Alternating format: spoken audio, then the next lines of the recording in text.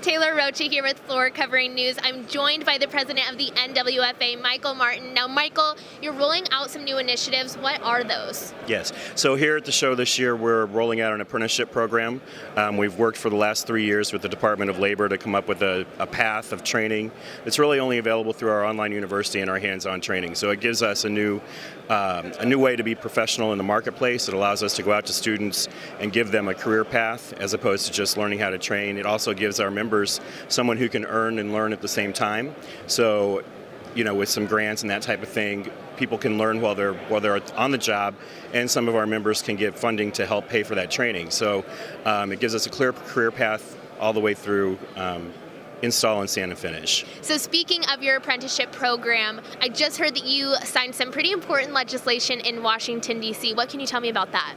Well, we did. I mean, it's very exciting. For the last 3 years, we've been talking with the Department of Labor about our, we launched our online university about 3 years ago, and ever since then we have a professional path of education, both online and hands-on, that allows us to really train on both ends so we can prove the education that someone's received.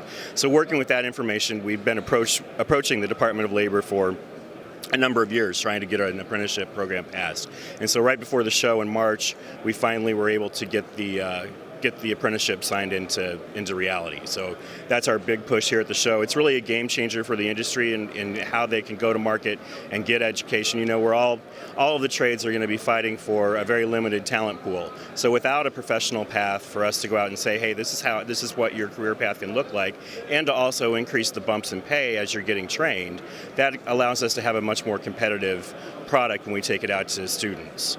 And why was that such an important initiative for you? Well, it's important because we have a skills gap, right? So our labor pool just keeps shrinking, and the guys are getting older that have been doing wood flooring for a long time, and that's happening not just in this marketplace but across the board. So we're competing against other industries, and even just within the trades, let alone the 4-year college plan or doing a certificate of some kind in the medical field. We have to have something that we can go out to students and say, hey, you like to work with your hands, you like to work with wood that is, every piece is completely different, and it offers you a unique opportunity to build something that you really love.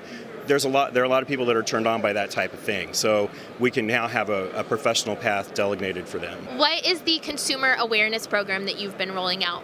Yeah, so earlier this year at Surfaces, we launched our consumer awareness campaign. We launched it with the trades first, and then we've launched with consumer publications, and mostly on a PR initiative there. We obviously don't have a large budget that we can place ads about being aware of wood floors. But one of the things we've done to sort of combat the wood look-alike products that are in the marketplace is to make for sure that consumers have the education to know the difference, number one, and number two, to realize the benefits of wood over other products that look like wood.